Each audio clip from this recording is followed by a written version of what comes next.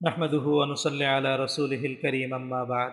আজকে আমরা যে হাদিসটি নিয়ে আলোচনা করব তার মূল বিষয়বস্তু হচ্ছে রাসূলুল্লাহ সাল্লাল্লাহু আলাইহি ওয়াসাল্লামের সুন্নতের অনুসরণ। সহিহ বুখারীর 4693 নম্বর হাদিস। عن أنس بن مالك رضي الله عنه يقول: جاء ثلاثة رهط إلى بيوت أزواج النبي صلى الله عليه وسلم يسألون عن عبادة النبي صلى الله عليه وسلم، فلما أخبروا كأنهم تقالوها فقالوا: وأين نحن من النبي صلى الله عليه وسلم؟ قد غفر له ما تقدم من ذنبه وما تأخر. قال أحدهم: أما أنا فإني أصلي الليل أبدا. وقال آخر: أنا أصوم الدهر ولا أفطر. وقال آخر: أنا أعتزل النساء فلا أتزوج أبدا. فجاء رسول الله صلى الله عليه وسلم فقال: أنتم الذين قلتم كذا وكذا، أما والله إني لأخشاكم لله وأتقاكم له، لكني أصوم وأفطر وأصلي وأرقد وأتزوج النساء، فمن رغب عن سنتي فليس مني. হযরত আনাস ইবনে মালিক রাদিয়াল্লাহু আনহু বলছেন, রাসূলুল্লাহ সাল্লাল্লাহু আলাইহি ওয়াসাল্লামের ইবাদত বন্দেগী সম্পর্কে জিজ্ঞাসা করার জন্য তিনজন ব্যক্তির একটি দল উম্মাহাতুল মুমিনিনের গৃহে প্রবেশ করলেন। তাদেরকে নবী করিম সাল্লাল্লাহু আলাইহি ওয়াসাল্লামের দৈনন্দিন আমল সম্পর্কে অবহিত করা হলো।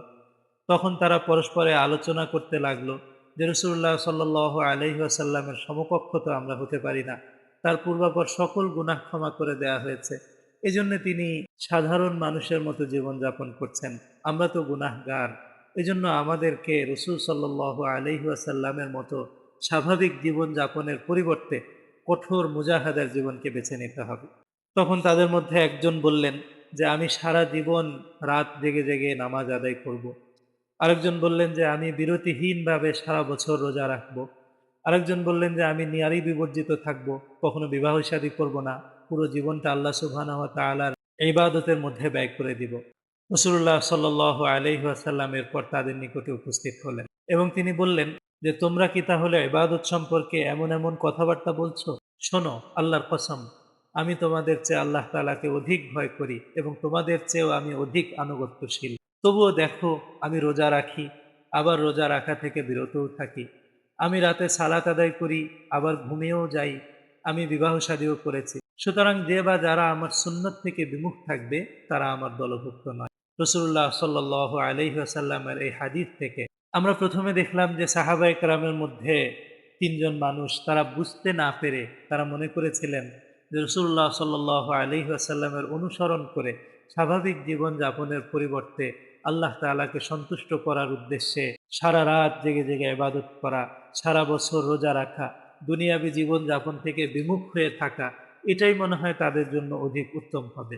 কিন্তু রাসূলুল্লাহ সাল্লাল্লাহু আলাইহি ওয়াসাল্লাম যখন তাদের এই পরিকল্পনার কথা জানতে পেরেছেন, তখন তিনি স্পষ্ট করে দিয়েছেন যে ব্যক্তিগত খাহেসাতের অনুসারে, ব্যক্তিগত ইচ্ছা চিন্তা অনুসারে নিজের মতো করে ইবাদত সাজিয়ে আদায় করার দ্বারা আল্লাহ সুবহানাহু ওয়া তাআলার সন্তুষ্টি অর্জন সম্ভব হবে না, বরং আল্লাহ তাআলার সন্তুষ্টি আল্লাহ সুবহানাহু ওয়া তাআলা রেখেছেন রাসূলুল্লাহ সাল্লাল্লাহু আলাইহি ওয়াসাল্লামের সুন্নতের অনুসরণের মধ্যে।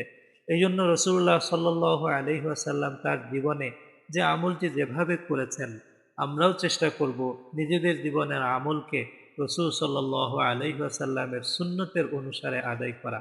আমল যদি হয় নিজের মন গড়া, নিজের ব্যক্তিগত, নিজের বানানো, আমার মনে হয়েছে এভাবে করলে বেশি ভালো হবে, আমি জানতে পেরেছি যে এভাবে করাটা বেশি উপকারী, এটা আসলে আমল আল্লাহ তাআলার কাছে কবুল হওয়ার কোনো ভিত্তি নয়। বরং আল্লাহ সুবহানাহু ওয়া তাআলার কাছে পছন্দনীয় আমল সেটাই যেটা বান্দা আদায় করবে রাসূলুল্লাহ সাল্লাল্লাহু আলাইহি ওয়াসাল্লামের অনুসরণের মাধ্যমে।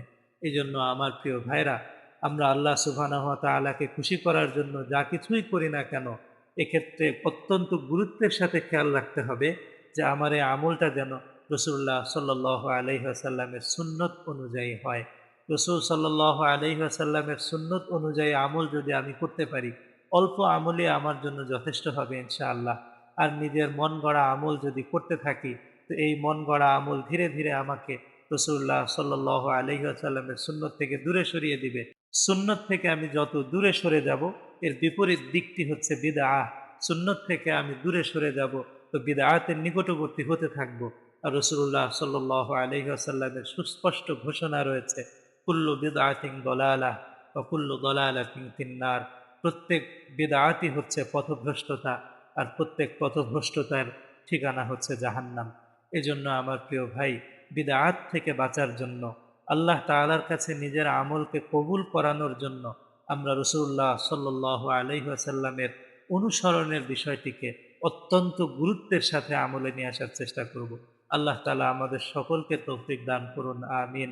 ওয়া সাল্লাল্লাহু আলা খাইরি খালকিহি মুহাম্মদ ওয়া আলিহি ওয়া আসহাবিহি ওয়া আজওয়াজিহি ওয়া যুররিয়াতিহি ওয়ান নাসি আজমাইন।